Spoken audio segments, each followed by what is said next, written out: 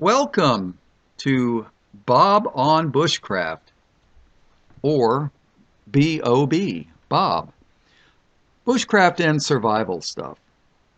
Now, regardless of whether you're going on a camping trip or if there is a type of survival situation, or let's say there was some kind of a natural disaster, whether it be a hurricane like in Katrina in New Orleans, or an earthquake, or man-made insurrections and rioting, or for whatever reason, it is always good to have some kind of a prepared survival kit, and for at least 3 days. Now, depending upon the situation, obviously, if you were in Alaska and it was winter, January, and it was 30 degrees below zero, obviously the first thing that you would need to do is seek out some kind of a shelter and get as warm as possible as you could. Or if you were in the desert and it was 117 degrees, getting out of the sun into the shade, into someplace a little bit cooler, that would be your ultimate priority. And I've actually been in, where was I? In Vegas. And it was like 10:30 in the morning. And it was 112 degrees already outside. And the buddy and I, we were out there. We were on a job. We were working out there. And we were kind of joking and laughing around, how hot it was. And he's like, oh yeah, man, it's hot enough to fry an egg on the sidewalk. Well, what did he do? He went to like one of those 7-Eleven stores and bought like a half dozen eggs, and he took one of the eggs, cracked it, and put it on the sidewalk, and you know what? It cooked. It really did. It boiled and cooked. I was like, my mouth open. So depending upon what the situation is, that's going to be your priority. Shelter, if extreme temperatures.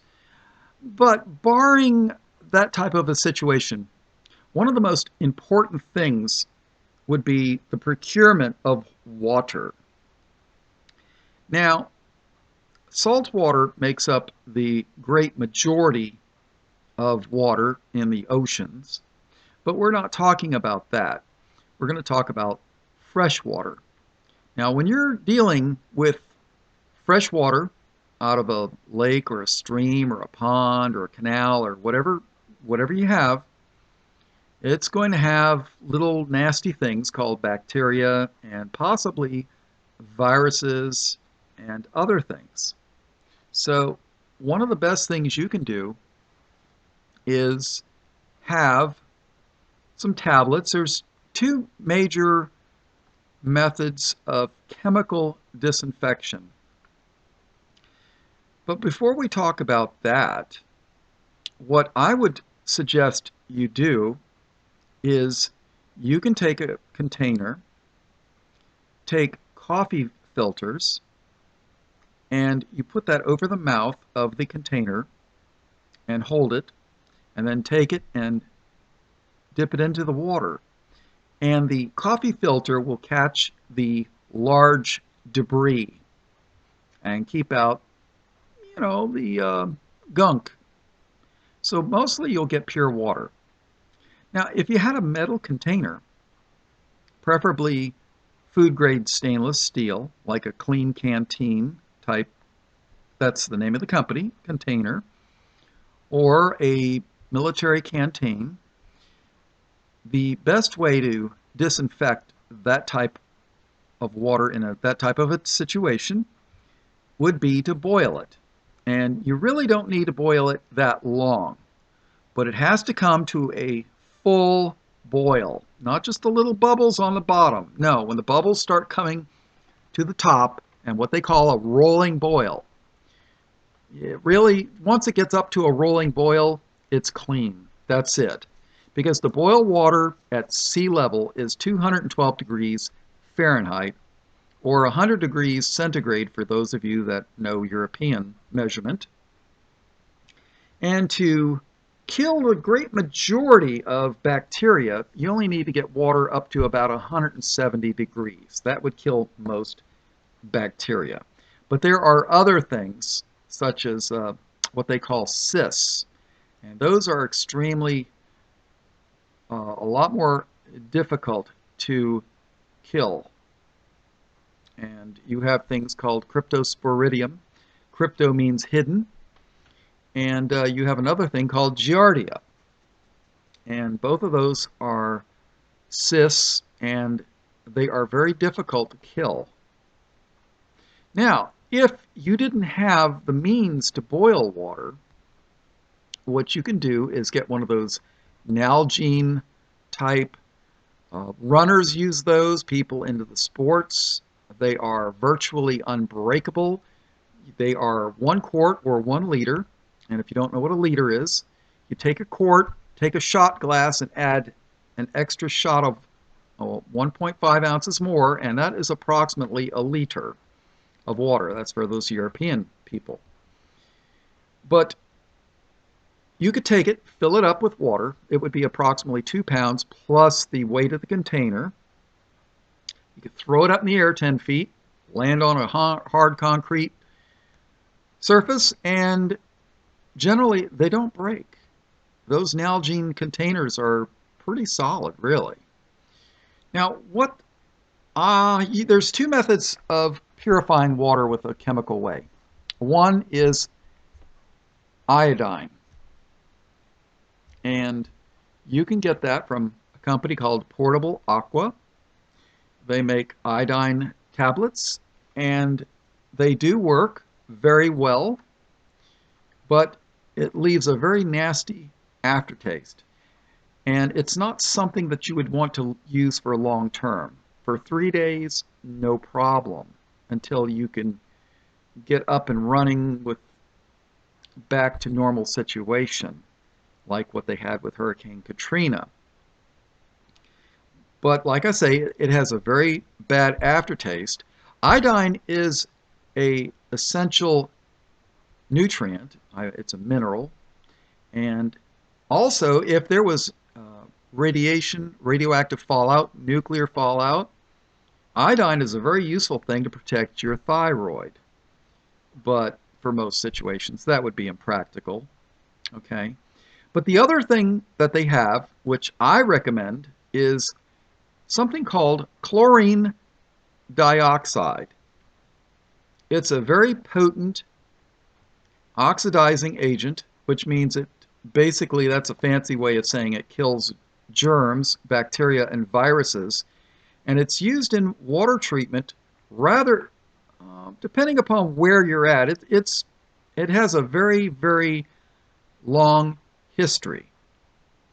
Now, those of you that might not remember it, there was a company called the National Enquirer, and somebody had mailed anthrax to the National Enquirer, and one of their reporters had inhaled some of the spores, and he died. Well, they did DNA testing on the anthrax, and it was U.S. military weaponized anthrax, something that the Army keeps for biological warfare. Okay? From what I understand, it came from Fort Detrick, Maryland, which is the United States Bioweapons Lab. And, you just don't walk into a U.S. military bioweapons lab and say, oh, can I buy a gram of weaponized anthrax, please? Somehow this stuff, and you just don't walk out with this stuff. You got to have special equipment, because if you breathe these spores, you die. I mean, that's just the way it is. So somebody or somehow or whatever got this stuff out of Fort Detrick and mailed it to the Enquirer, where the building was contaminated with anthrax. Okay, and this guy, the reporter, died. Well, what did they do to disinfect this building? They sealed it off. They evacuated it, obviously.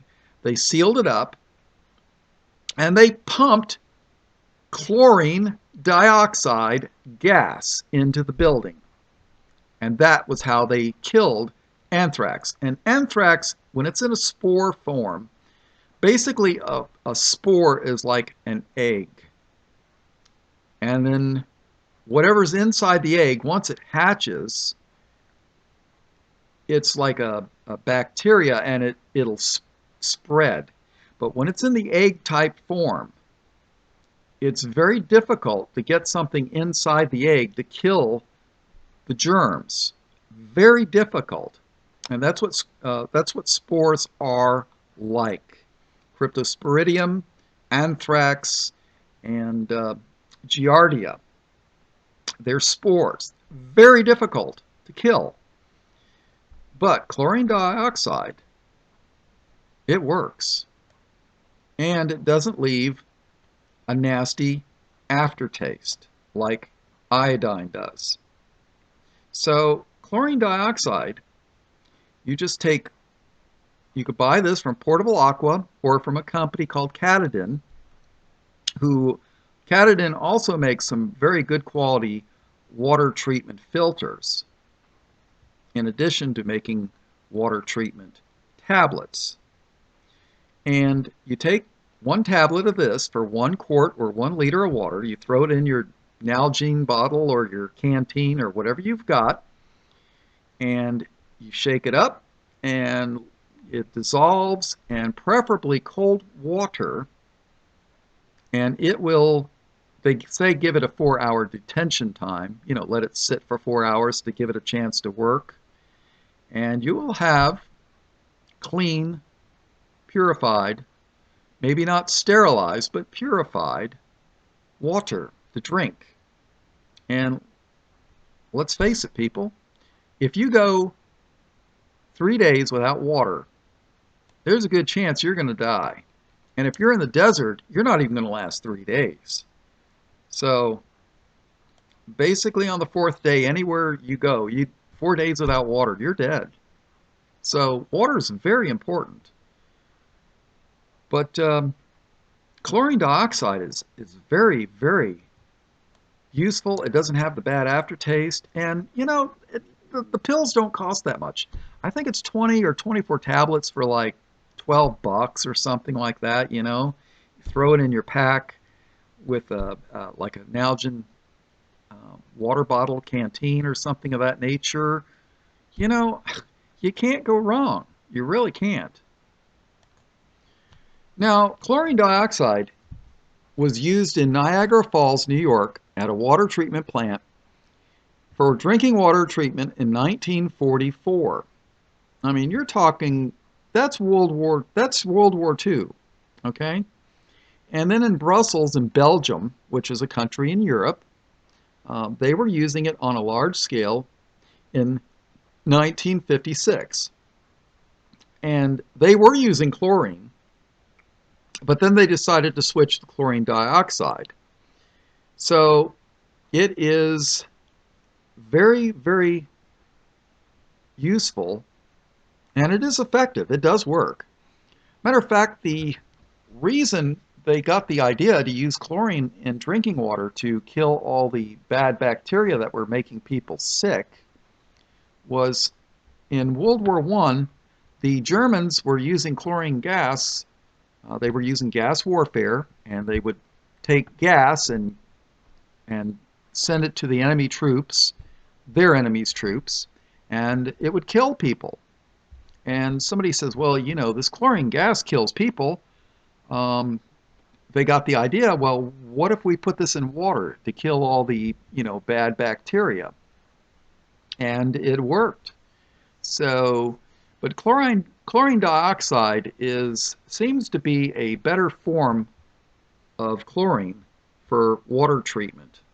Personally, I do not like the taste of regular chlorine, but chlorine dioxide is not like regular chlorine.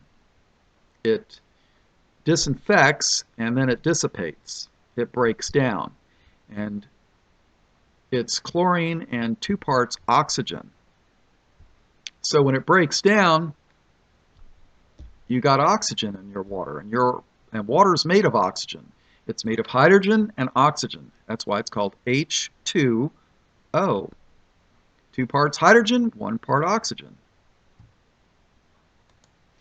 Now, chlorine dioxide is really good because it's an EPA, Environmental Protection Agency for the USA. It's a registered biocide.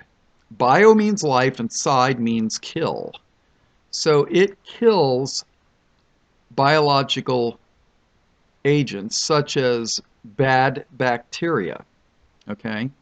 It's not affected by the pH of the water. Most water is like from 6.9 to 7.1 pH. That's what's called neutral. And it does not lose its efficiency over time. Bacteria cannot grow resistant to chlorine dioxide, unlike they can for penicillin and ampicillin and all those antibiotics. So it is very, very effective against waterborne pathogenic bacteria and viruses. Okay? Very, very effective. Much more so than regular chlorine. So, now, there are people who had severe roof leaks. Let's say you went on vacation for a couple of weeks or whatever, and you come back in your house, and there's a huge hole in your roof. For whatever reason, you got a hole in your roof, you know. And it rained and rained and rained, and your whole house got wet, and all the wood and everything on the inside was molded. Well, they would seal the house up and pump chlorine dioxide gas into your house, and it would kill all the mold. It's really a wonderful disinfectant. Okay? And they also use it to sanitize fruit, so to speak, when they're worried about, you know, them developing a mold or a yeast as a fumigant. You know, it's really wonderfully effective.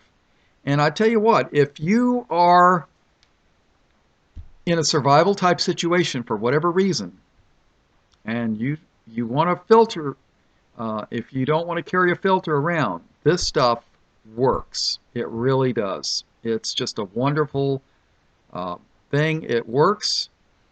It's registered, like I said, with the EPA. So, you know, it's just something to think about. But water is one of the most important things, one of your most important considerations. And like I said, barring it, you're having severe environmental temperature changes, such as extreme cold or extreme heat, like in the desert, water would probably be your primary concern. You could easily go a couple of weeks without food. You could easily go a week or two without food. Matter of fact, I fasted. One time I fasted for a week with no food. And, you know, it's first 3 days was kind of hard. But after that, you start burning off all the fat. It takes about 3 days for your body to adjust to not having food, and you start burning off all the fat. And that's where the body starts cleansing itself. But once you've gone, after the 3 days, and you've gone longer than that, depending upon how much body fat you have, you know, some people have more body fat than others. Once you get hungry again, let me explain. After the 3 days and you start burning the fat, your hunger will diminish greatly.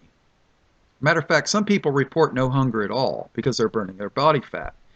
But once the body fat has been expended and you get hungry again, then you're starting to enter into starvation.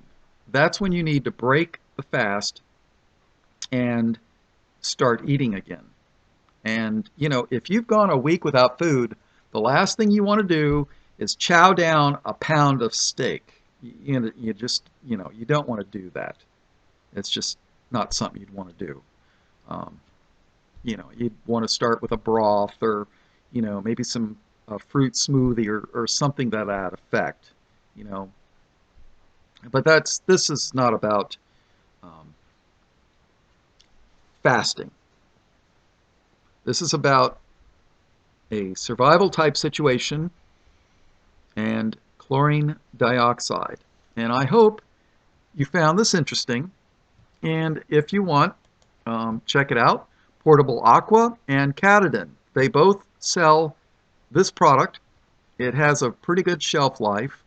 I would keep it out of the extreme heat and sunlight, but it has a pretty decent shelf life. So, all right, well, this is Bob on Bushcraft and Survival, and hope you enjoyed and learned something. And oh, for those of you that don't know it, just a little something about myself. I was in the Army.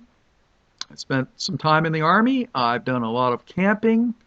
I've camped in, let's see, camped in Florida, camped in Germany, camped in Colorado, camped in Tennessee. I've been around a little bit, and I'm not a spring chicken. And I don't claim to be a survival expert or anything, but I've been to college a couple of years, and I've learned a few things. And believe it or not, I've taken college level courses on water treatment. That's why I won't say I'm an expert on water purification, but I know more than probably 95% of the general population, probably 98%, except for people that are specialists in the field. So, but I'm telling you what, chlorine dioxide, excellent way to go in a survival type situation. Something to think about, people. All right, well, Bob on Bushcraft. See you next time. Bye.